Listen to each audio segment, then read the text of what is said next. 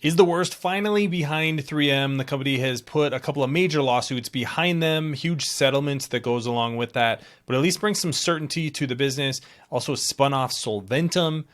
That happened earlier this year, and now we should have some sort of steady state for the company. We have a new CEO. In theory, this is the kind of time that a company revitalizes itself, focuses on fewer things and doing them better.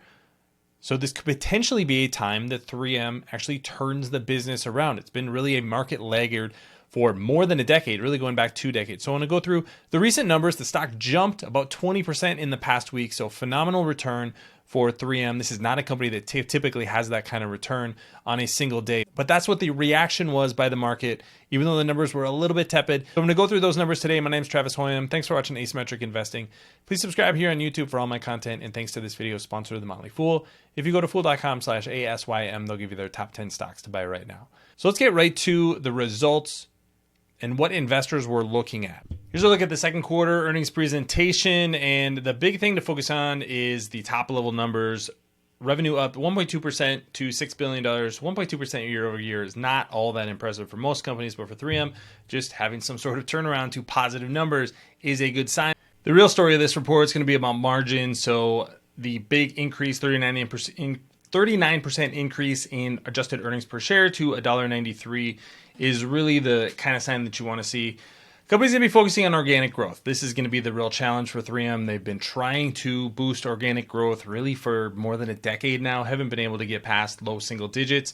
Operational excellence. This is going to be about margins and then allocating capital a little bit better. This is where the margin improvement came from. A lot of it was productivity and cost reductions. So you can see here that 3.1% came from organic growth and productivity. Another 2.7% came from restructuring and related charges for the quarter. If you go to the segment level, and this is always the important thing with 3M because this is still a huge conglomerate. There's a ton of pieces of the business, but 1.1% organic growth in safety and industrial products, mid-single digit growth, mid-single digit increase in industrial adhesives and tapes. So there it's a sign that industrials are doing relatively well.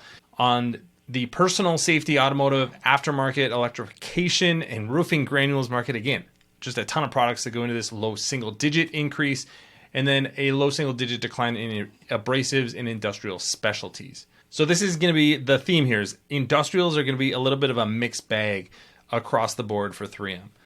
Transportation and electronics, this is where you're going to see a few signs of strength, particularly within EVs. That's what they call automotive electrification, up 17%. There's a bunch of products that they sell into that market. Electronics, you may not think of 3M as an electronics company, but they make a ton of films that go into smartphones, laptops, monitors, TVs, all kinds of stuff. So electronics was another big win due to spec ins. That means that when you design a new product, that they actually become part of the specifications of that product. So that's always the way that business has worked. So low double-digit growth in electronics, that's really solid for a company like 3M. Mid-single-digit increase in advanced materials and low single-digit decline in automotive, aerospace, and commercial branding. The consumer business continues to be a point of weakness, and this is actually what most of us know 3M for: Post-it notes, Scotch tape, Scotch Guard, all that kind of stuff. Organic growth, a negative 1.4% for the quarter. Mid-single digit growth in home improvement, but there was a low single-digit decline in packaging and expression, mid-single digit decline in home and auto care.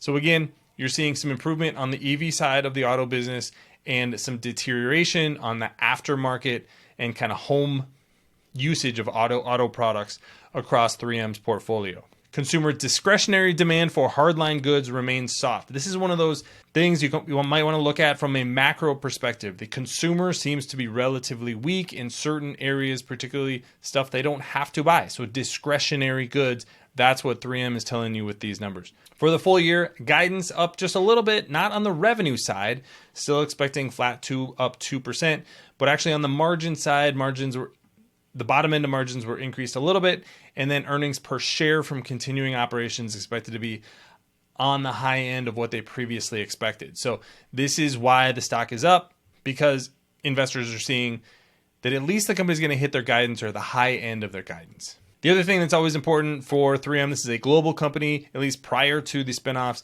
they had about 70% of their sales outside of the US. So whereas the business growing? Where is it not? In the Americas, the business is doing relatively well. Organic growth of 1%. Acquisitions are adding a little bit to that business.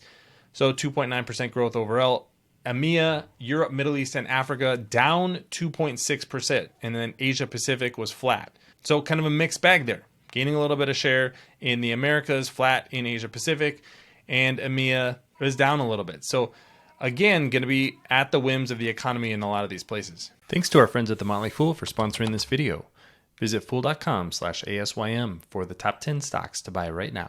When you look at 3M right now, it is a company that's doing a little bit better than it was prior to some of the lawsuits and the settlement and the spinoff, but still not a cheap stock for a company that's growing at best at the low single digits. The price to earnings multiple on the high end of the guidance range is about 17, and the dividend yield, at least according to Google Finance, is about 2.2%.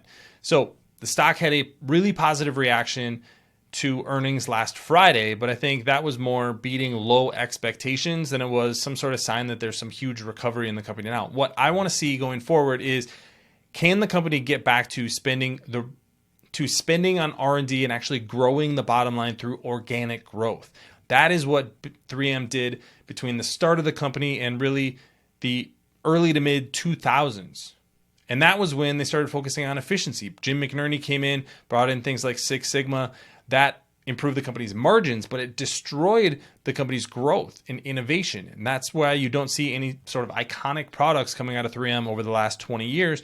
All of those iconic products came before that period of time. So that's really the challenge for 3M, is balancing organic growth and the spending that's required to do that and having relatively high margins. Now, the company's been able to do that in the past, but this is a new management team. It's a new set of challenges. So hopefully a more focused company is going to lead to a little bit better results for 3M. But that said, it's not the kind of stock that I'm quite going to be buying yet, because I don't see either a no-brainer value or the kind of organic growth that would deserve a little bit higher multiple, in that high teens, low 20 times earnings multiple. They probably squeezed all they can out from a margin side for now. And if you start focusing too much on margins, you're going to give up growth. So a lot of balance there.